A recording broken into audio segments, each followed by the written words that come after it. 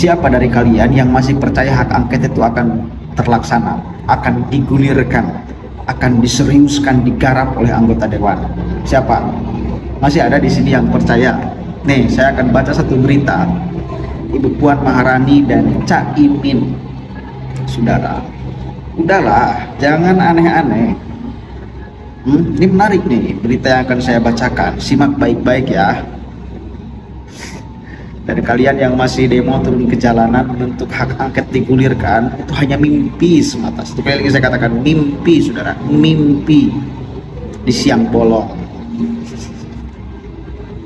Orang yang punya kewenangan untuk menggulirkan hak angket juga adem ayem, ente aja yang riweuh di jalanan. Refli Harun yang riweuh tuh membuat huru-hara, provokasi. Tak ada arahan pimpinan PDIP dan PKB. Hak angket DPR kecurangan pemilu 2024 terancam gagal. Bukan terancam lagi, dipastikan gagal.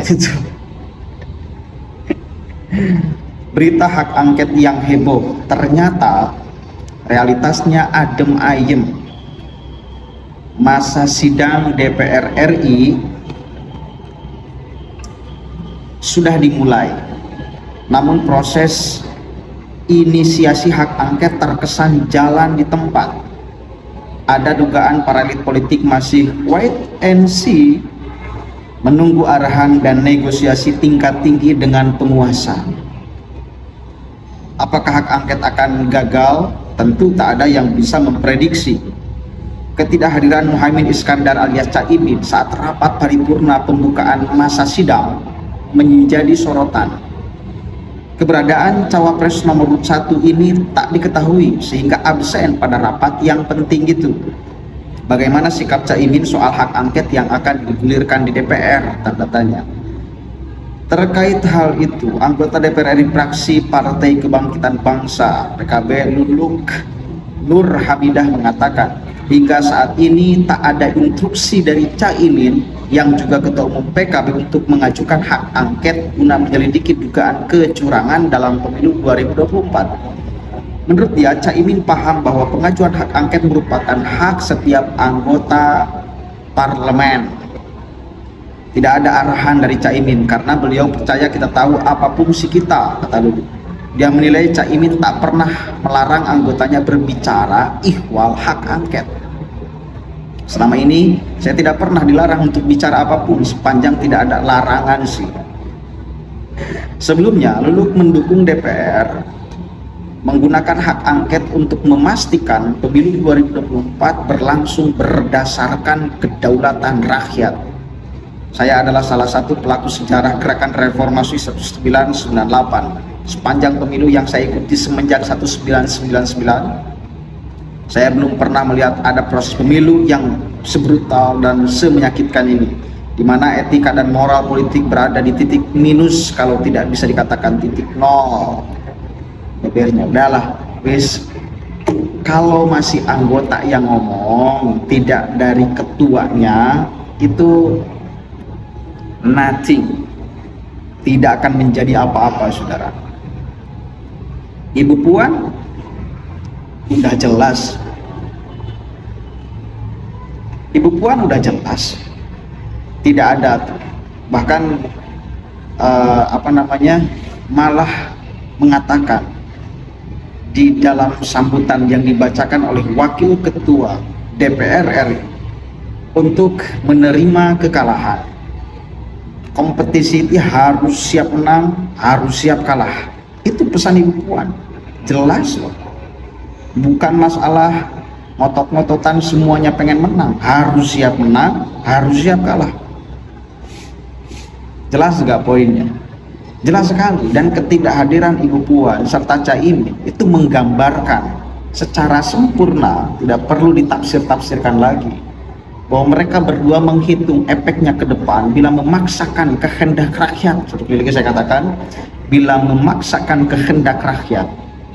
75 juta orang yang memilih Prabowo itu rakyat, bukan makhluk gaib, bukan jin, bukan iblis, bukan setan, itu rakyat. Mereka membaca itu sebagai sebuah kekuatan besar yang tidak mungkin bisa dikalahkan, apalagi hanya digulirkan lewat hak angket yang mereka pun dipilih oleh rakyat. Mereka kan wakil kita, wakil rakyat, mereka dipilih oleh kita. Masa mereka mau menggugurkan suara 75 juta rakyat demi kepentingan politik semata? Kan nggak mungkin. Nih, mereka itu butuh kepada masyarakat. Para politisi itu bukan hanya saat ini, ada hari-hari ke depan. Maka bila mereka tetap memaksakan, mereka akan menghitung efeknya akan luar biasa. Hukuman dari rakyat kepada mereka. Makanya yang teriak-teriak pemilu ulang, curang, hak angket, itu orang yang sama sekali tak memperhatikan kedepannya akan seperti apa, tidak menghitung efek elektoralnya. Enggak. Orang yang teriak itu kan siapa sih? Refli Harun, yang terafiliasi ke ideologi HTI banyak, ada Egy Sujana, ada Khazinuddin dan kawan. Itu mereka-mereka yang tampil di depan. Nggak ada secara spesifik kita lihat yang tampil menggulirkan hak angket, yang teriak suara di jalanan adalah dari partai-partai politik, kecuali dari PKS. Ya, nggak ada, lihat aja. Ya, yang suruh tempur di depan pihak keberapa? Bukan dari partai politik, bukan dari TPN, bukan dari Kokapten Timnas Amin, bukan. Bahkan ketika siapa, Refli Harun demo kemarin, apa kata Kokaptennya? Itu bukan perwakilan dari Kokapten Timnas Amin, saudara. Bukan mewakili Kokapten. Itu udah jelas. Artinya Kokapten juga kemudian menghitung efek elektoral ke depannya akan seperti apa bila mereka memaksakan kehendak rakyat, bila memaksakan pilihan rakyat. Bukan Kokapten loh, nggak ada yang berani Kokapten atau TPN Ganjar Mahfud, nggak ada yang serius urusan ini. Demo di jalanan nggak ada. Kemarin di DPR RI yang orang kemudian membaca bahwa bakal digulirkannya hak angket juga nggak ada, santai-santai aja, adem-adem aja. Ada yang interupsi juga kemudian tidak dianulir, apalagi yang interupsinya hanya dari PDIP, kemudian PKS, kemudian PKB. Itu pun bukan aktor-aktornya, bukan ketua-ketuanya, hanya kroco-kroconya. Sementara yang mempunyai kebijakan di tingkat paling tinggi partai politik ya ketuanya. Kalau ketuanya belum ngomong, kalau Caiminya yang jelas kemudian juga tidak hadir, Ibu Puan Maharani ujung tombak dari PDIP juga nggak hadir, malah memberikan sambutan kedamaian, harus menerima kekalahan, pesannya luar biasa. Ini nggak mungkin hak angket itu gagal, pasti bakal gagal. Saya yakin mereka menghitung ke depannya seperti apa bila ini tetap dipaksakan. Satu kali lagi, mereka tidak akan siap berhadapan dengan 75 juta orang pendukung Prabowo Subianto.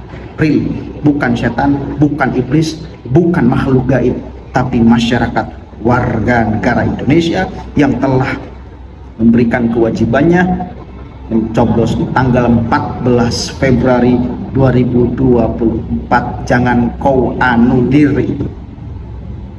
Ya, Assalamualaikum warahmatullahi wabarakatuh. Makanya terakhir.